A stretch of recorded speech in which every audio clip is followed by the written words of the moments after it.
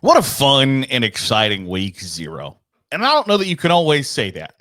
And at the same time, I know that asking college football fans of a team that lost to just flush a game and pretend that it never happened and just go on about your day, it's sometimes like asking a pig to fly a 747. It's just not likely to ever happen. But I think Kansas State fans today just need to pretend as if their game against Iowa State in Dublin never happened. If you went, hope you had a great trip. Hope you saw the sights and enjoyed yourself. But otherwise, just flush it. Just, okay, that never happened. Still the season of sunshine, rainbows. College football doesn't start till August 30th. Whatever you got to do to tell yourself that things are all right, I think is still A-okay. Because I think Kansas State, first of all, I think if you look at those two teams that played in the very first game in week 0 from Dublin, and do you think that there are 20 teams better than Iowa State and 16 teams better than Kansas State? I think that you might be in for a rude awakening, because I think those are two very, very, very good football teams. And even though Kansas State lost, I think Avery Johnson still played pretty darn well. To play in the rain the way they did, which is part of the reason why I think you flush it, by the way, to play in the rain as well as Avery Johnson did, all things considered, I think is insanely encouraging. He had a really high completion percentage, which is difficult to do in the rain. Now, did they lose a fumble or 3? Yeah, they did. And it's just one of the things that is going to happen. By the way, I think if you pitch the football to a running back and they drop it, that's a fumble, but that's neither here nor there. Kansas State lost to potentially either the most difficult or second most difficult school on their schedule. In the rain, in a foreign country, in week 0. I think that's all you need to know. There are very bona fide college football analysts, college football people who are much more in the know than me that will tell you that they believe coming into the season that Kansas State was likely to win the Big 12, likely to make the college football playoff. And despite losing, I don't think there's anything that disqualified that notion yesterday, which is not something that you can say about every loss. You can't look at every loss and go, yeah, that's still a team that can win the conference. That's still a team that can make the college football playoff. And I think that happened with Kansas State. And I think it might be rose-colored glasses to look at the positives in a loss and say, hey, here's a good takeaway in that last year when Kansas State lost almost exclusively, it was because Avery Johnson didn't play very well. He would throw multiple interceptions and they would lose. That didn't happen on Saturday. They didn't lose because of Avery Johnson. Coupled with the fact that you lose Dylan Edwards, who is either your first or second best offensive player on the first play of the game, that he is in the game. Now, it remains to be seen what the injury forecast looks like for Dylan Edwards. He was supposedly seen in the Dublin airport wearing a walking boot, whether that is, hey, it's just a sprained ankle and you're going to be all right, or whatever diagnosis comes later could lead into the fact that maybe Kansas State doesn't feel as optimistic as they did coming into the season. But as it sits right now, you lost either your first or second best offensive player the first time he touched the football.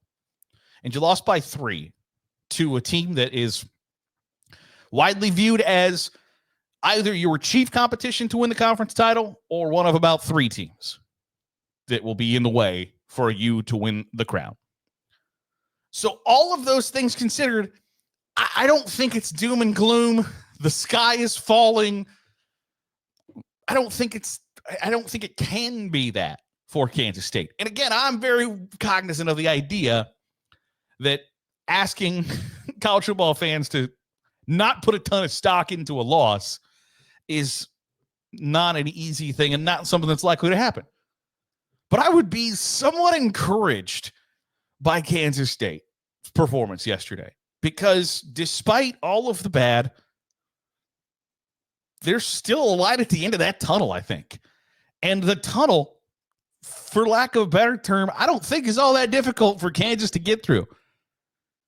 They've got to play Texas Tech at the back half of the season. Utah is likely to be a little bit better later in the season, and they got a tough one against Army early in the year. But otherwise, Kansas State's run to the Big 12 championship game is not all that difficult in spite of a week 0 loss.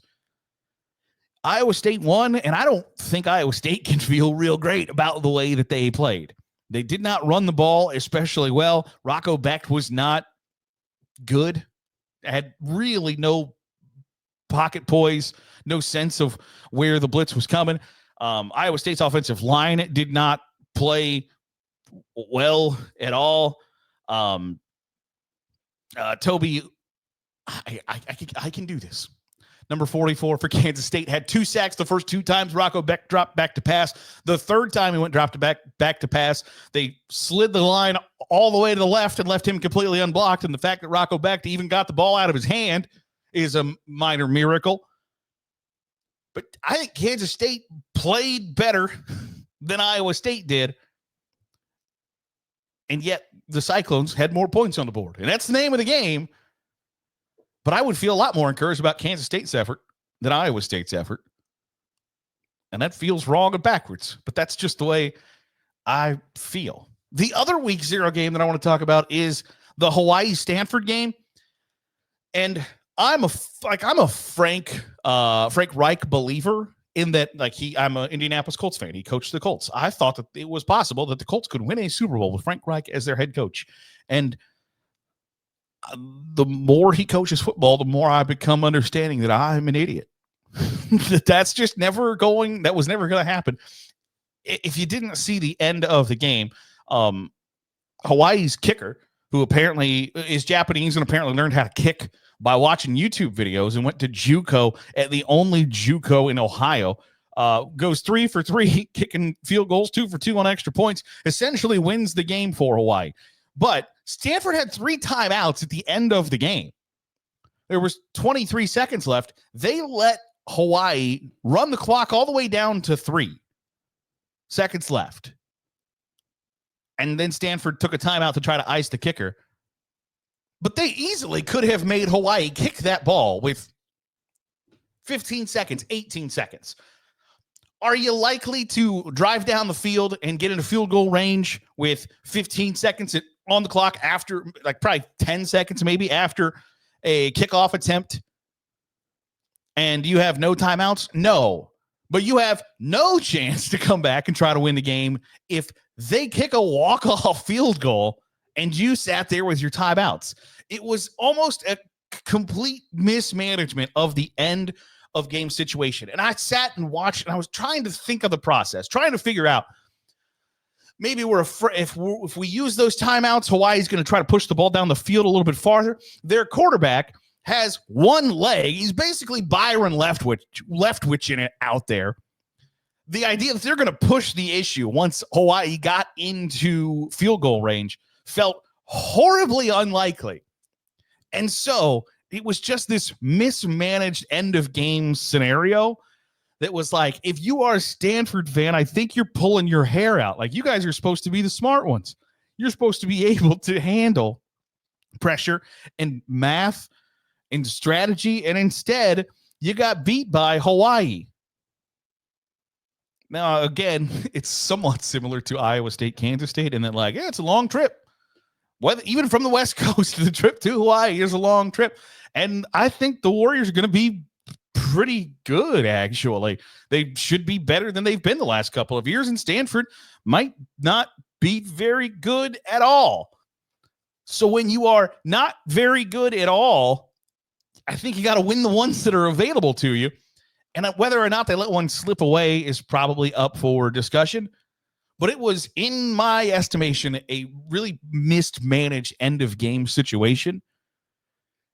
And you didn't have a chance to try to win the game at the end of the game due to your own ignorance, due to your own incompetence. I don't know which one it was, But I wouldn't feel super great if I'm a Stanford fan that this year-long situation with Frank Reich serving as the interim head coach is going to give you a whole lot of optimism that there's going to be many wins piling up in Palo Alto in 2025. What were your thoughts from week 0? Wasn't it just nice to turn the TV on and there was college football on? Life is good again. I want to know your thoughts. Drop them in the comments below. What did you think about Kansas State, Iowa State? Another big topic is whether or not the college football season should start in Ireland after the rain, after the field paint issues. Want to know your thoughts about that as well. What do you think? Should the season start in Ireland? Drop your comments below. That'll do it for today's episode of the Daily Huddle. I appreciate you making us a part of your day, however it is, wherever it is you're doing so. If you're watching on YouTube, hit the subscribe button. Make sure you're getting all the great college football content we're pumping out. If you're listening to the podcast feed, drop a 5-star review. It goes a long way in helping out the channel. I'll see you tomorrow for another episode of the